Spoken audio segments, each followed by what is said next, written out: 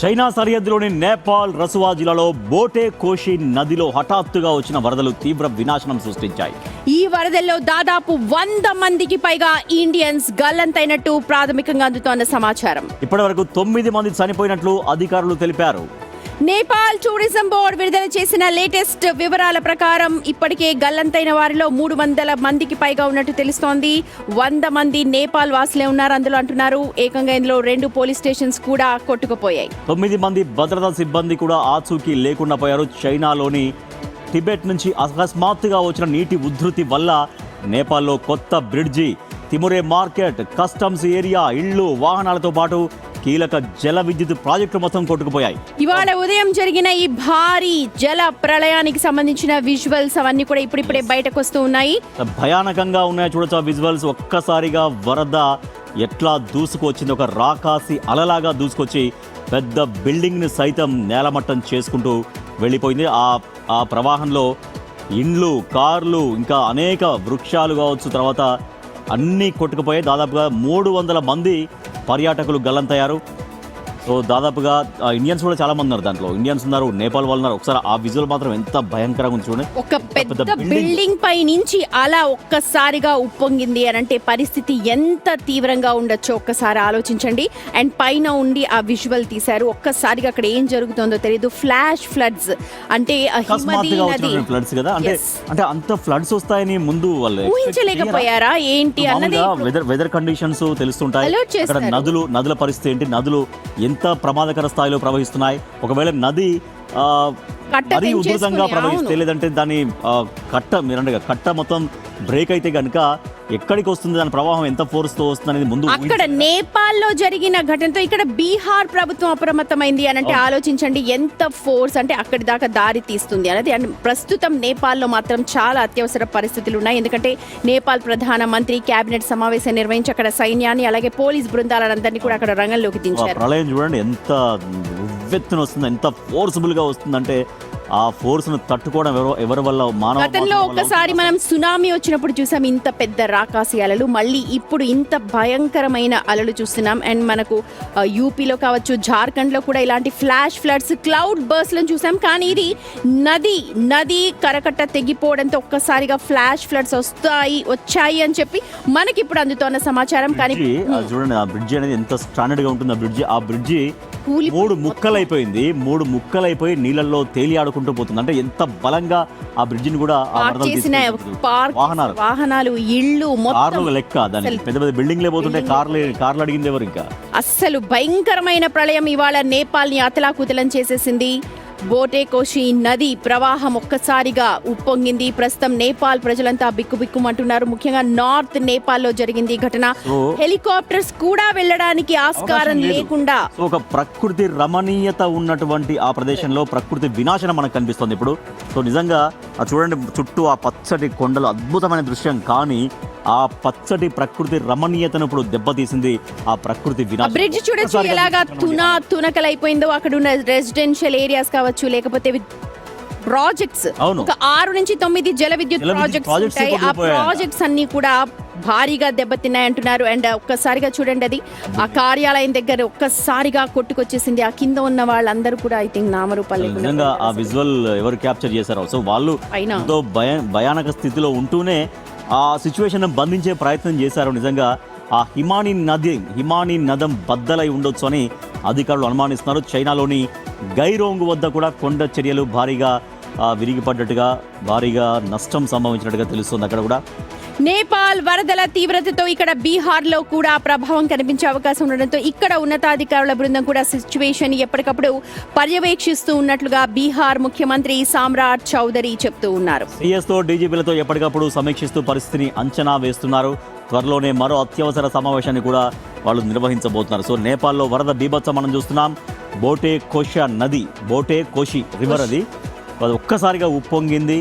హిమానీ నదం అక్కడ విస్ఫోటనానికి గురైనట్టుగా చెబుతున్నారు అధికారులు. అందుకని అంత బలంగా, అంత ఫోర్స్గా ఒక్కసారి విరుచుకుపడ్డ విధంగా ఫ్లాష్ ఫ్లడ్స్ వచ్చి అక్కడ టోటల్గా జనజీవనాన్ని జల సమాధి అతలాకుతలం చేసేసింది చేసింది. మొత్తం కూడా. అవును. ఎస్, నదీ పరివాహక ప్రాంతాల్లో ఉన్న ప్రజలందరూ కూడా అప్రమత్తంగా ఉండాలంటున్నారు. ఇప్పటికే నీటి ప్రవాహం పెరుగుతూ ఉంది అని చెప్పి తెలుస్తోంది. ఇటు బీహార్లో పరిస్థితి కూడా పర్యవేక్షిస్తూ ఉన్నారు. వరద ప్రాంతాలకు రెస్క్యూ టీంలు కూడా ఇప్పుడిప్పుడే చేరుకుంటూ ఉన్నాయంటున్నారు. కానీ అక్కడ ఎక్కడైతే ప్రళయం సృష్టించిందో అక్కడ చేరుకోవడం చాలా కష్టంగా కనిపిస్తుంది. అసలు అవును, దాన్ని ఎవరు ఆపగలరు? అంత పెద్ద ఉపద్రవాన్ని మానవ మాతృలుగా ఎవరు ఆపగలరు? నాకు తెలిసి ఇప్పుడు ఆ ఇళ్లలో ఇప్పుడు ఆ విజువల్ మనం చూస్తున్నాం అంతే. దాని తర్వాత ఇంకెటువంటి విధ్వంసం జరిగిందో అక్కడ ఇంకా ఇప్పుడు ఆ విజువల్ కొండ చూస్తున్నాం. చర్యలు విరిగి పడుతూ ఉన్నాయి. హిమదీ నది మొత్తం ప్రవహిస్తోంది. ఆ పైన నుంచి కొండ మీద ఉన్న వాళ్ళందరూ కూడా వాటిని క్యాప్చర్ చేశారు. ఎంత భయంకరమైన చూడొచ్చు, బిల్డింగ్ కూడా ఒక్కసారిగా మొత్తం తునాతునకలైపోయి మొత్తం ప్రవాహం ఏకమేడల కుప్పకూలిపోతున్నాయి. సో ఆ బిల్డింగ్స్ అన్నీ కూడా ఇప్పుడు ఆ విజువల్ తర్వాత ఇంకా ఎటువంటి భయానక ఆ సిచ్యువేషన్ అక్కడ ఎదురైందో మనకు కనిపిస్తుంది. ఇందాక ఒక పెద్ద బిల్డింగ్, ఆ బిల్డింగ్ వెనకాల నుంచి అంత హైట్ ఉన్నటువంటి ఆ బిల్డింగ్ ఒక్కసారిగా ఫోర్స్గా ఆ బిల్డింగ్ పైన విరుచుకుపడింది. రైట్, ఇక నేపాల్లో ఈ మెరుపు వరదలపై స్వయంగా ప్రధాని మోదీ కూడా తీవ్ర దిగ్భ్రాంతి వ్యక్తం చేశారు. నేపాల్ ప్రధానికి ఫోన్ చేసి ఆరా తీశారు. వరదల్లో ప్రాణాలు కోల్పోయిన వారికి సంతాపం వ్యక్తం చేశారు మోడీ. ఇక భారత్ కూడా అన్ని విధాలా వారికి సహాయం అందిస్తుందని ధైర్యం కూడా చెప్పుకొచ్చారు. ఈ సందర్భంగా భారతీయుల కోసం ఇండియన్ ఎంబసీ ఒక హెల్ప్ లైన్ నంబర్ ని కూడా ఏర్పాటు చేసింది. రైట్, మా ప్రతినిధి శివ మరింత సమాచారం అందిస్తారు. శివ, ప్రధానమంత్రి నరేంద్ర మోడీ దిగ్భ్రాంతి వ్యక్తం చేశారు అక్కడ వరదలకు సంబంధించి. సో భారత్ ఎట్లా అండగా నిలవబోతోంది, ఏం చెప్తున్నారు కేంద్ర ప్రభుత్వం నుంచి ప్రతినిధులు? రైట్ రాజేష్, సుమతి, నేపాల్లో వచ్చిన భారీ వరదలు, వర్షాలు, దానికి తోడు ఇది బోటేకోషి నది ఉప్పొంగి ప్రవహించడం ద్వారా అవి అంతా కూడా ఇళ్లలోకి రావడం, కొండ ప్రాంతాల్లోకి వెళ్ళడం వల్ల భారీగా ప్రాణ నష్టం సంభవించింది, ఆస్తి నష్టం సంభవించింది. దీనికి సంబంధించి ప్రధాని నరేంద్ర మోడీ కూడా నేపాల్ ప్రధానికి ఫోన్ చేసి టోల్ ఫ్రీ నంబర్స్ చూడొచ్చు మీరు ప్రస్తుతం స్క్రీన్ మీద కనిపిస్తున్న బిగ్ టీవీ స్క్రీన్ మీద. ఈ టోల్ ఫ్రీ నంబర్స్ ని ప్రస్తుతం గవర్నమెంట్ విడుదల చేసింది. సో ఆ టోల్ ఫ్రీ నంబర్స్ కి మీరు కాల్ చేసి మీ వాళ్ళు ఎవరైనా అక్కడ ఉంటే, నేపాల్లో టూరిస్ట్ గా వెళ్ళినా సరే ఎవరైనా ఉంటే మీరు వాళ్ళకి డైరెక్ట్ గా కాంటాక్ట్ చేయొచ్చు. ప్రస్తుతం సహాయక చర్యలు అక్కడ ముమ్మరం చేస్తున్నారు. ఇప్పుడు లేటెస్ట్ గా మనకు వివిధ ప్రాంతాల్లో నది ఉప్పొంగిన తర్వాత అందుతున్న దృశ్యాలు చూస్తున్నారు. రోడ్డు మీద వెళ్తున్న వెహికల్స్ ఒక్కసారిగా తోసి పడేసినట్టుగా ఒక్కసారిగా పక్కకు జరిపేసింది. ఇవి ఇప్పుడిప్పుడే మనకు విజువల్స్ అన్ని కూడా బయటకు వస్తూ ఉన్నాయి. ఉదయం జరిగిన ప్రళయానికి సంబంధించిన విజువల్స్ చూడొచ్చు. మొత్తం ఆ వెహికల్స్ మొత్తం ఒక్కసారిగా తిరగబడిపోతాయి ఆ నీళ్ళలో. చూడండి అంత దారుణంగా ప్రళయం. మనకు టూరిస్ట్ ఏజెన్సీకి సంబంధించిన లిస్ట్ కూడా బయటకు వస్తోంది. ఇప్పుడే చూడొచ్చు ఎవరైతే టూరిజం కి వెళ్ళారో అక్కడ నేపాల్ టూర్స్ అండ్ ట్రావెల్స్ 71 మంది ఉన్నారు. మనం ఇందాక శివ మీరు హోల్డ్ లో ఉండండి.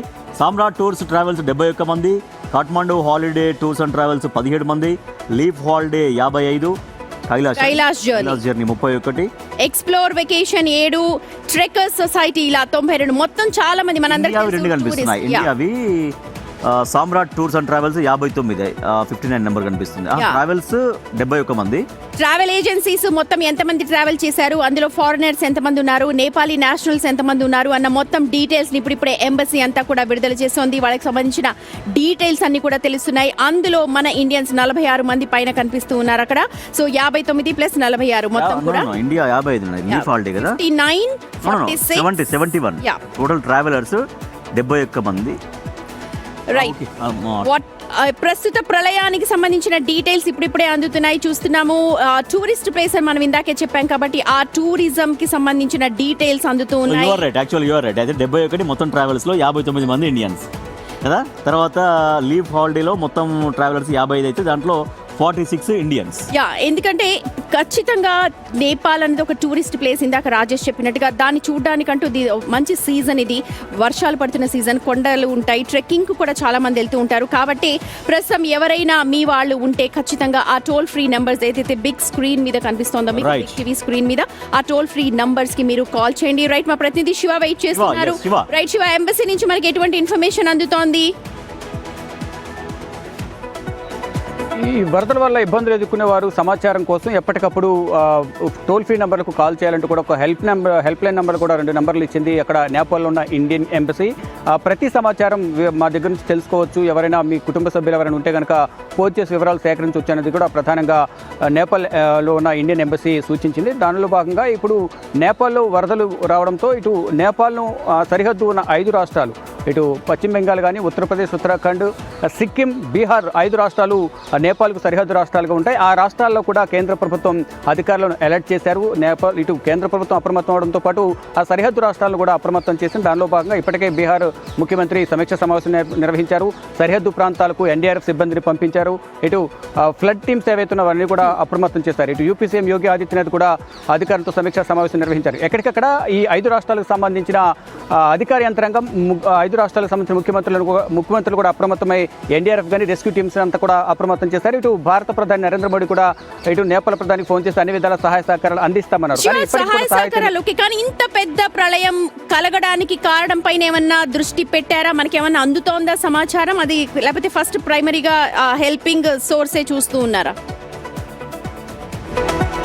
ముందుగా రెస్క్యూ టీం అంతా కూడా సహాయక చర్యలు నిమగ్నమైంది. ఎప్పటికప్పుడు ఒకవైపు సహాయక చర్యలు పాల్గొంటూనే ఇటు నేపాల్ ప్రధాని అధికారులతో సమీక్షా సమావేశం ఏర్పాటు చేసి అసలు ఇటువంటి ప్రమాదాన్ని ముందు ఎందుకు ఊహించలేకపోయారని కూడా అధికారుల నుంచి సమాచారం సేకరిస్తున్నారు. అంటే ఇటు వాతావరణ శాఖ కూడా అటు నేపాల్కి సంబంధించి వాతావరణ శాఖ కూడా వర్షాలు వస్తాయి, వరదలు వస్తాయి, ప్రజలందరూ కూడా అప్రమత్తంగా ఉండాలని సూచించారు. కానీ ఇక్కడ హిమానీ నది, ఈ బోటెకోషి నది అనేది ఉప్పొంగి ప్రవహిస్తుంది. దాని ద్వారా ఇంత మేర భారీగా నష్టం జరుగుతుందనేది కూడా ఇటు ప్రభుత్వం కూడా ఊహించలేకపోయింది. దానిలో భాగంగానే ఊహించలేదు కాబట్టి ఇంత పెద్ద మొత్తంలో ప్రాణ ఆస్తి నష్టం అనేది సంభవించింది. ఎవరు ఊహించని విధంగా ఇప్పుడు అక్కడ చూస్తున్నాం. మీరు చెప్పినట్లుగా అక్కడ 6 అంతస్తుల బిల్డింగ్ ఉంది.